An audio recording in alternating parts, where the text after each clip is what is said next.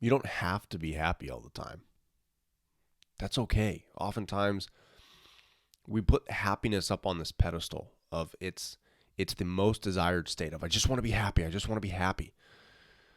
But we need to recognize that happiness itself is an outcome feeling, just like every other emotion that we have. You wouldn't say, I never want to be angry or I'm never going to be angry. Of course, you never want to be angry. But you recognize that anger is an emotion that we have because we're human. And that being angry, getting angry, is part of life. So is happiness. Happiness is a desired state and is a desired feeling, sure. But there's a lot that goes into it. We can't just look at happiness as the process itself. There is a process to achieve happiness. And that's what we need to realize. Happiness, the equation, is reality minus expectations. Happiness is simply accepting things as is. And when we remove our expectations, we're going to be satisfied with whatever comes. We're going to be happy with that. But that's not the natural process. Of course, we're going to set expectations. I want to achieve this. That doesn't happen. That happiness is obviously going to be disrupted. So that type of happiness, of reality minus expectations, can almost be assimilated to enlightenment. You just have to be ever present, and that is extremely difficult. So give yourself some grace on that. But with that happiness equation of reality minus expectations, we have to recognize too how happiness works within the body. 50% of our happiness is genetic. And this is according to Sonia Libramirsky. I hope I didn't butcher that. And she's an author and psychiatrist who studies happiness and how we achieve it. And in her studies, she's found that happiness is 50% genetic. So using me as a personal example, I'm not the happiest guy, genetically speaking, compared to some of the people that I know. Some people are just default happy 100%. And I'm like, dude, that's too much for me, man. That's not me. I'm just not that happy all the time. I feel like I'm pretty mellow, and that's probably due to some of the things that I've experienced in the past. As I've seen a change in myself, having overcome my suicidal depression to who I am now. I used to be a center of attention, extrovert, limelight kind of kid. And when my grandmother died and I went through my depression, 16 to late or early 20s, my happiness changed. I think that something was rewired in my brain. The depression, the anxiety had an effect on that. And you too may see that in yourself, and that's okay. You don't have to be happy all the time. There are plenty of other emotions that we can feel to continue to motivate us to do good. And I think that that's really the big thing, is rather than trying to be happy all the time, seek to be useful, and you will find happiness in that. Anyway, I digress. 50% genetic.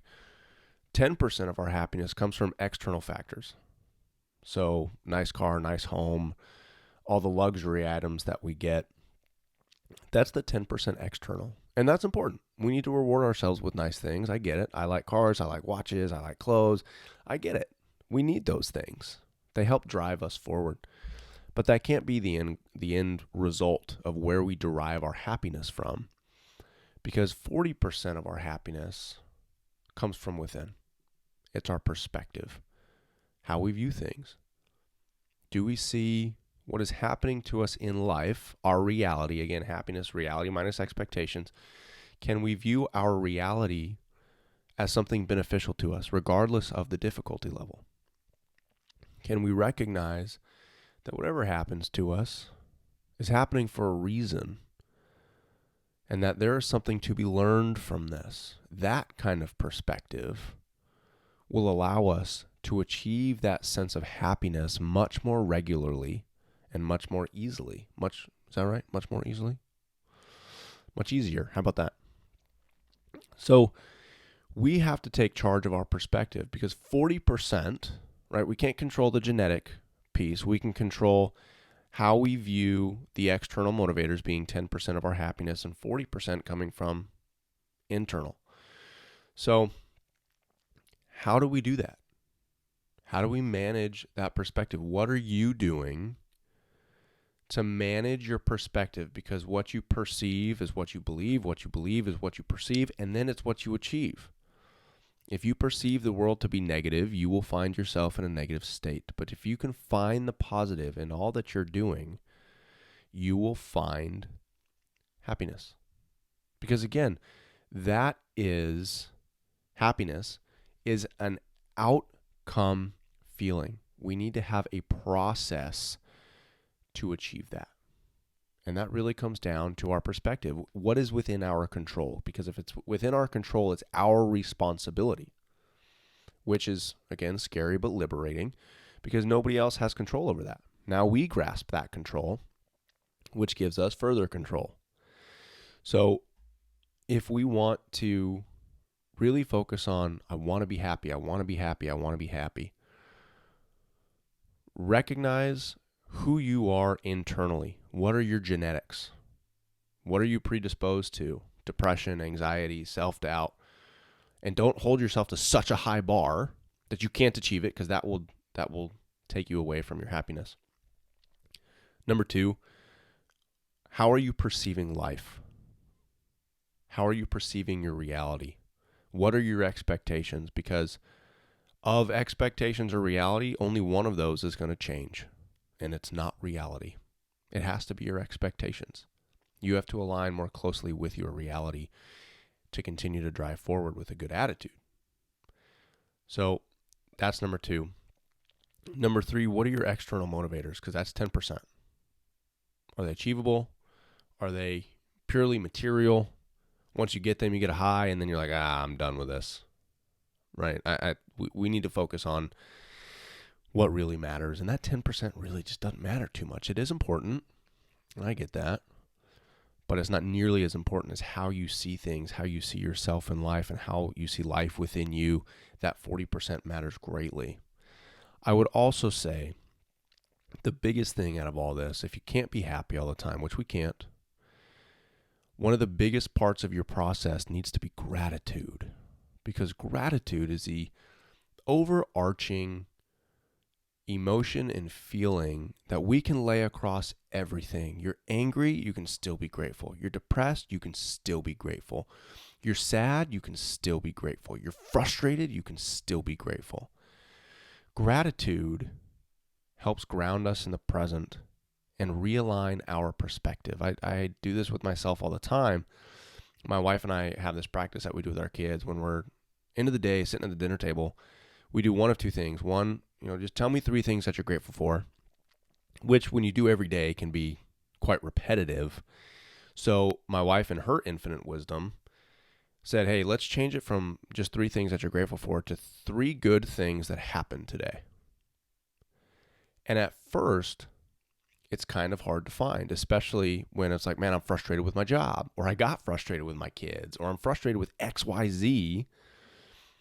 It's hard at first to see what you're grateful for. But man, as you establish that practice for yourself, you recognize that there's a lot of good things going on in life. And yes, life is always going to be scary, and there's always going to be stresses, and a gratitude practice doesn't remove those, but it takes the edge off. And it allows you to see all the other good things that are happening alongside all the troublesome ones, which is necessary. We need that balance. So we have focus on your genetics, focus on your internal perspective. How are you seeing things? How are you aligning with reality? How are you setting your expectations? Because only one of those is going to change. What are your external motivators? Are they achievable? And are they too heavily weighted? And then put a gratitude practice in all of it. All of it. Anytime you recognize an attitude shift that you don't want to have, gratitude practice. Like, that's the trigger. I don't want to be feeling that way. Okay, gratitude practice. I don't want to be thinking this way. Gratitude practice. We have to have that gratitude practice. And doing these things, recognizing where you are, your perspective, throwing on a gratitude practice will be the process through which you can achieve higher levels of happiness. So I hope this helps. Of course, I have to do this. Please subscribe. Most importantly, please share with somebody that you think is in need. I hope that this message helps. I'm hoping that these messages give you the strength to then give to somebody else. That strength for you turns into strength for two. Because, man, you want to talk about happiness, having people that you can lean on, that helps with happiness greatly. You're not alone in this stuff. We're all trying to get through it together. I appreciate you, my friend. You are stronger than your pain. Keep forging.